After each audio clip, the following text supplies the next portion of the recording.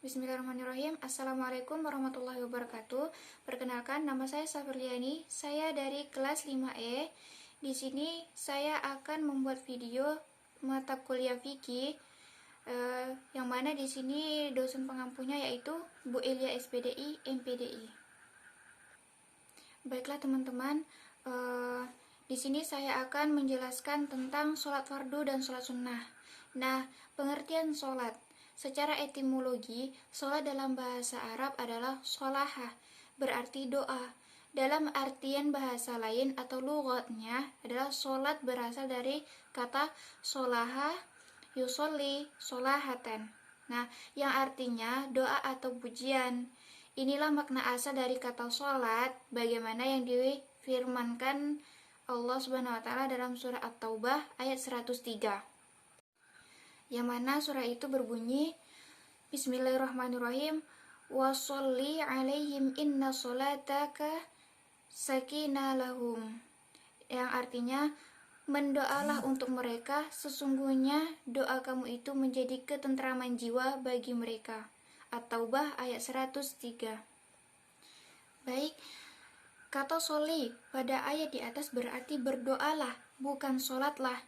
Demikian kata sholatan, bukan berarti sholatmu, tapi doamu. Oleh karena itu, setiap orang yang berbeda disebut musolli. Menurut Ibnu Al-Anbiya Ar-Rabi, doa, sholli dari Allah merupakan rahmat. Dialah yang memberi rahmat kepada kalian. Quran Surah Al-Ahzab ayat 43. Dalam lisan Al-A'rab dikemukakan bahwa sholat dari Allah berarti rahmat. Sedangkan sholat yang dilakukan para makhluk, termasuk manusia, jin, dan malaikat adalah ibadah seseorang hamba kepada Allah yang wujudnya itu berdiri, ruku, sujud, yang disertai doa dan tasbih kepadanya. Nah, sedangkan menurut terminologi, sholat adalah amaliyah ibadah kepada Allah yang terdiri atas perbuatan dan bacaan tertentu. Diawali dengan takbiratul ihram dan diakhiri dengan salam.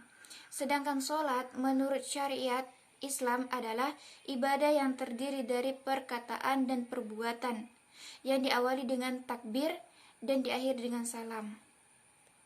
Nah, sedangkan menurut tasawuf, sholat merupakan upaya untuk menghadapkan hati kepada Allah sehingga menumbuhkan rasa takut dan tunduk kepadanya, serta kesempurnaan kekuasaannya. Menurut penjelasan di atas, dapat disimpulkan bahwa sholat merupakan ibadah yang dilakukan dengan perkataan dan perbuatan khusus yang diawali dengan takbir dan diakhiri dengan salam. Baik, kita masuk ke bagian sholat fardu. Nah, sholat fardu itu terbagi menjadi dua bagian, yaitu sholat fardu wajib dan sholat fardu sunnah. Sholat yang difardukan terdiri dari 5 sholat yang dilaksanakan pada 5 waktu yang berbeda yang telah ditentukan dalam sehari semalam, yaitu subuh, zuhur, asar, maghrib, dan isya. Berdasarkan hadis dari Ubaidah bin Samit radhiyallahu an berkata, aku mendengar Rasulullah SAW bersabda, ada 5 sholat yang telah diwajibkan oleh Allah terhadap seseorang hamba. Siapa yang mengerjakannya tanpa menyia-nyiakannya dan tidak menganggap remeh, maka baginya di sisi Allah ada janji bahwa dia akan memasukkannya ke dalam surga. Dan siapa yang tidak mengerjakannya, maka baginya di sisi Allah tidak akan masuk surga. Dan siapa yang menyia-nyiakannya, maka dia akan disiksa. Dan jika dia berhak mengampuninya, maka diampunilah. Hadis riwayat perawi yang 5 selain Tirmizi. Sholat fardu atau sholat fardu wajib biasa disebut dengan sholat fardu ain.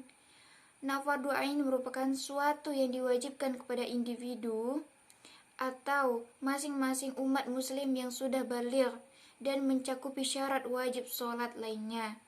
Jika seorang muslim mencakupi syarat wajib sholat tidak mendirikan sholat, maka ia akan menjadi dosa baginya. Dikarenakan sesuatu yang hukumnya wajib, maka itu harus dilaksanakan. Yang mana jika dilaksanakan akan mendapatkan pahala, dan jika ditinggalkan akan mendapatkan dosa. Baik, untuk sholat sunnah. Sholat sunnah atau tahawu merupakan sholat yang diperintahkan kepada setiap mukallaf sebagai tambahan dari sholat fardu. Tetapi perintah tersebut bukan menjadi kewajiban. Sholat sunnah disyariatkan sebagai antisipasi bila seseorang mempunyai kekurangan dalam sholat fardunya. Juga karena sholat banyak memiliki kelebihan yang tidak dimiliki oleh ibadah lainnya. Dari Abu Hurairah radhiyallahu an, Rasulullah sallallahu alaihi wasallam bersabda, sesungguhnya amal perbuatan yang pertama kali dihisab atau diperhitungkan bagi seorang hamba pada hari kiamat adalah sholat. Tuhan kami berkata kepada para malaikatnya, Allah yang maha tahu, periksalah sholat apakah hambaku pernah mengerjakan sholat sunnah. Bila dia pernah mengerjakan sholat sunnah, Allah berfirman lagi, sempurnakanlah sholat fardu hambaku dengan sholat sunnahnya, kemudian amal-amal lainnya juga akan diperlakukan demikian. Hadis riwayat Abu Daud. Dan dari Umamah radhiyallahu anhu, Rasulullah sallallahu alaihi wasallam bersabda, Allah tidak akan menilai amal seseorang hamba yang lebih utama dari sholat sunnah 2 rakaat yang dikerjakannya. Sesungguhnya kewajiban akan selalu tumbuh di atas kepala seorang hamba selama dia sedang mengerjakan sholat sunnahnya.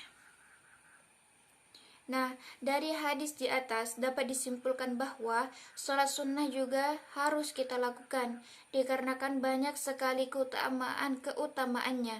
Sholat sunnah juga dapat dijadikan perlengkapan amal ibadah kita seperti sholat fardu, puasa, dan amal ibadah lainnya. Berikut tata cara sholat fardu dan bacaan dalam sholat. Yang pertama itu berdiri tegak menghadap kiblat dan niat mengerjakan sholat. Dan yang kedua, lalu mengangkat kedua belah tangan serta membaca Allahu Akbar, disebut dengan takbiratul ihram. Dan yang ketiga itu membaca doa iftitah. Dan yang keempat, setelah membaca doa iftitah, maka lanjutkan membaca doa Al-Fatihah. Setelah itu, membaca surah-surah yang kalian hafal atau yang disebut dengan dalam surah juz 30 atau disebut surah-surah pendek. Setelah itu lakukan ruku. Setelah melakukan ruku, maka lakukanlah iktidal.